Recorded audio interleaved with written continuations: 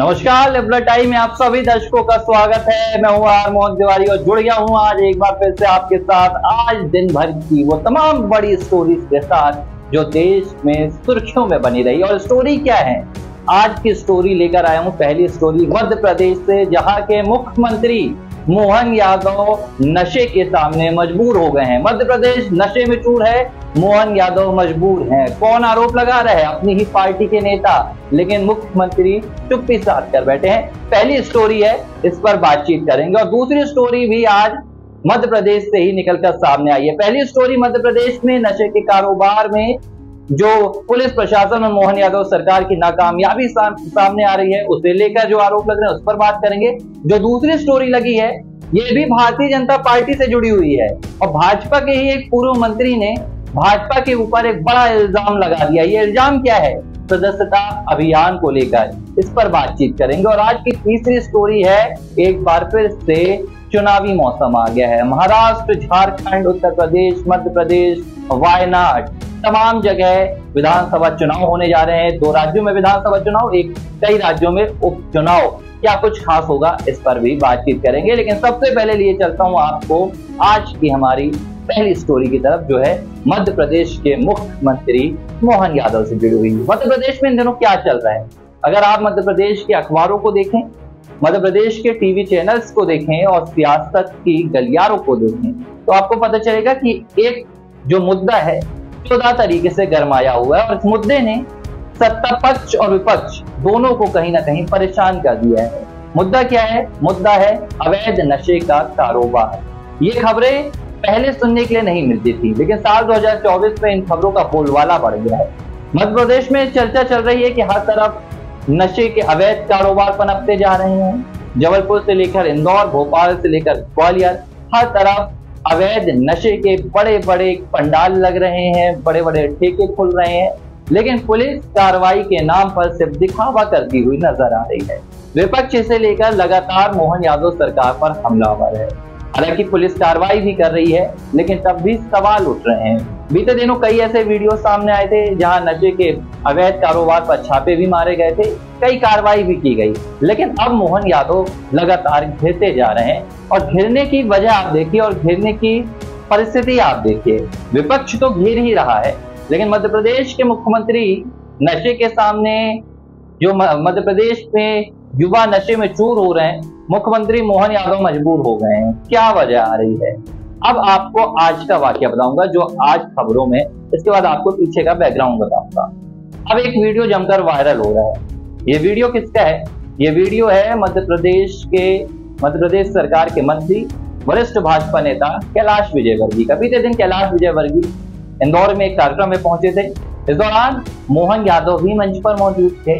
तभी कैलाश विजयवर्गीय ने नशे के अवैध कारोबार का मुद्दा छेड़ दिया और मोहन यादव को जमकर नसीहत दे दी।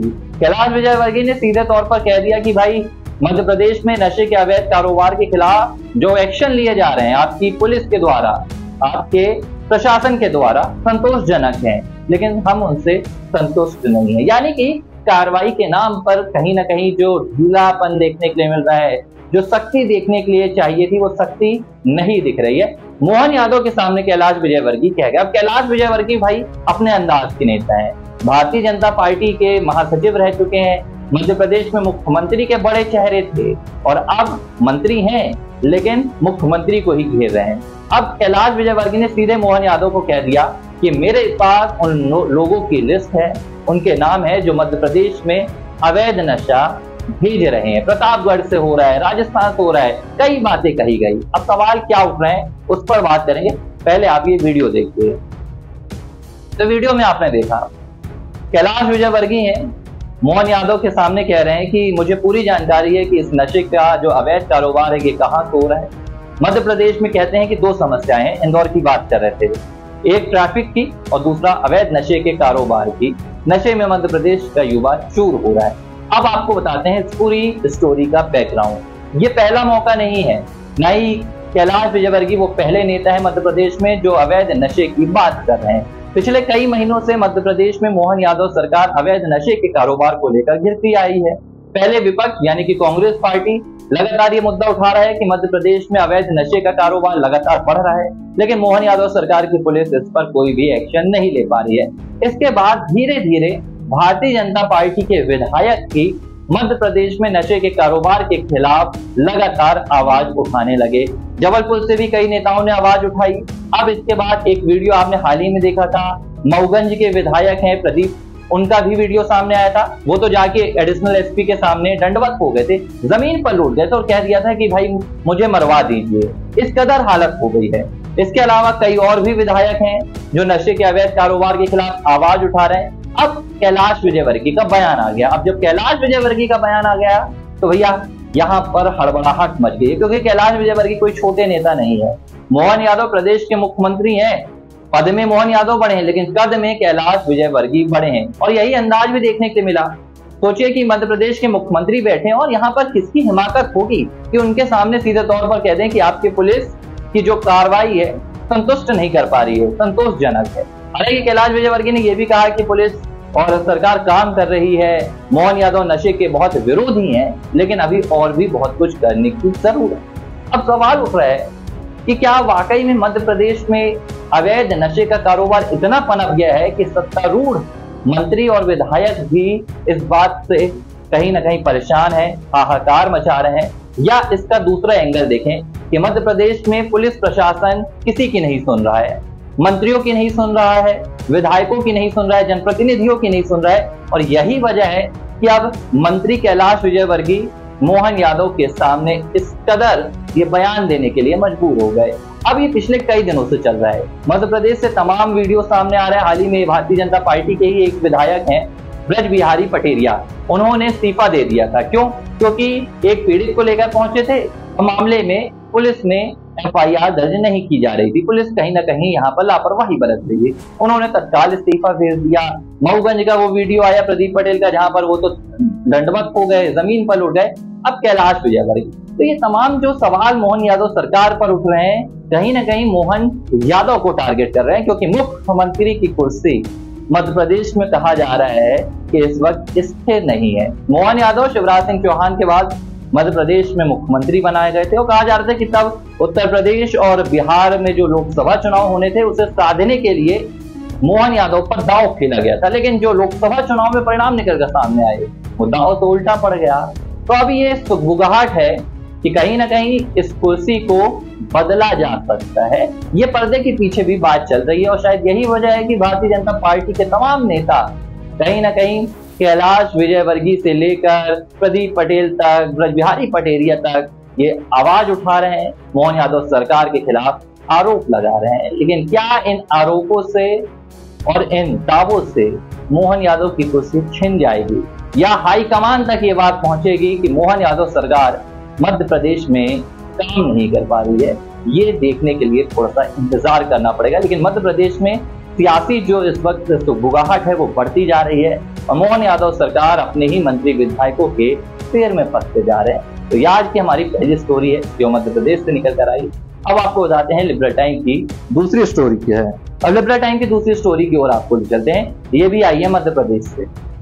मध्य प्रदेश में भारतीय जनता पार्टी के नेता भाजपा की सदस्यता पैसे पर दिलवा रहे हैं, एजेंसीज को ठेका दे रखा है और कहीं ना कहीं बड़े नेता बनने की होड़ में, हाईकमान के सामने, वरिष्ठ नेताओं के सामने खुद का वर्चस्व दिखाने की होड़ में जबरन की जो सदस्यता होती है वो ला दी जा रही है। ये खुलासा किसी विपक्षी पार्टी के नेता ने नहीं किया है।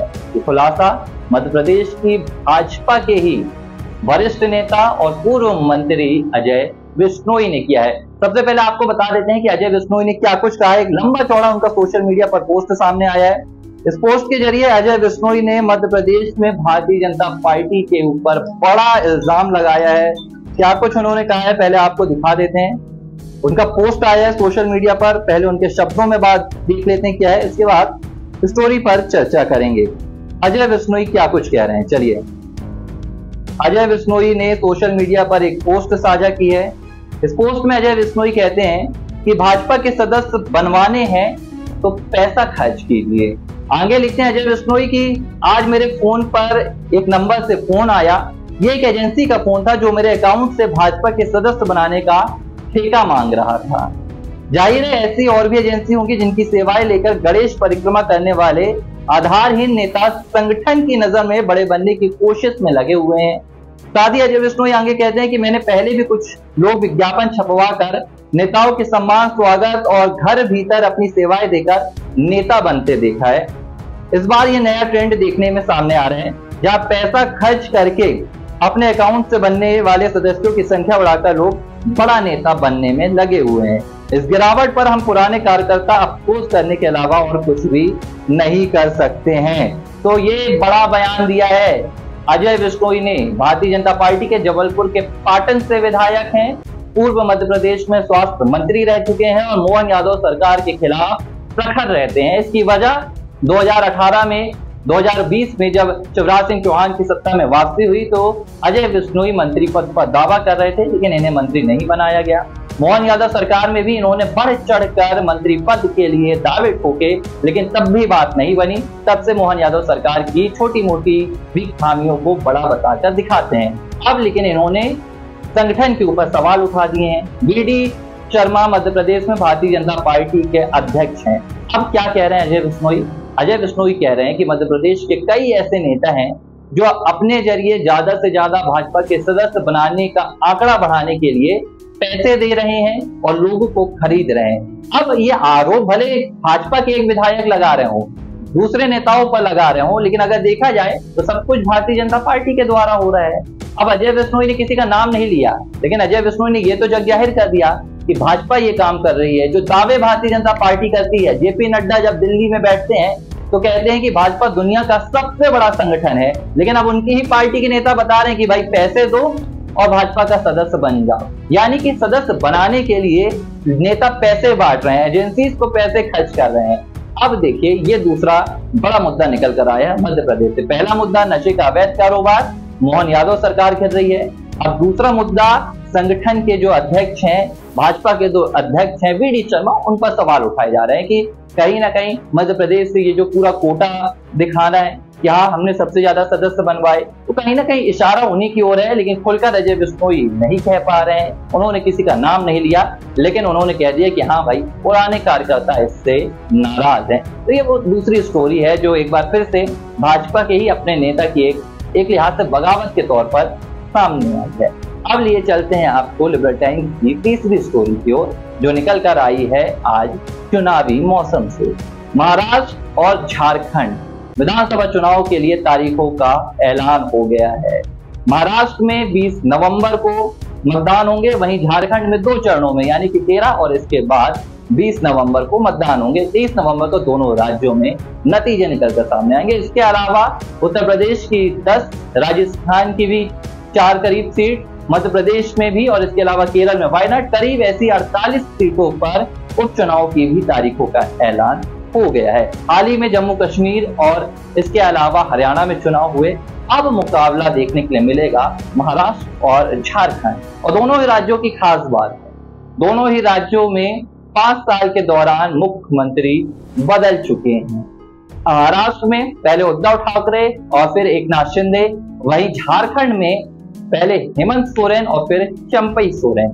दोनों ही राज्यों में अलग माहौल देखने के लिए मिलेगा, दिलचस्प माहौल देखने के लिए मिलेगा, क्योंकि महाराष्ट्र में भी पार्टी के भीतर दो फाड़ खूब चला, झारखंड में भी पार्टी के भीतर दो फाड़ खूब चला। तो अब पूरा जो सियासी रुख है वो महाराष्ट्र से लेकर झारखंड और उपचुनाव के इर्द गिर्द घूमेगा। तो मुकाबला बेहद दिलचस्प होने वाला है। महाराष्ट्र में इस वक्त सत्तारूढ़ पार्टी है, एनडीए की कह सकते हैं, यहाँ पर भारतीय जनता पार्टी भी है, एकनाथ शिंदे की शिवसेना है, अजीत पवार की एनसीपी है। तो मुकाबला करेगी महाअघाड़ी सरकार, महाअघाड़ी का संगठन जिसमें शरद पवार हैं, उद्धव ठाकरे हैं, कांग्रेस है। तो मुकाबला बेहद दिलचस्प होने की उम्मीद है।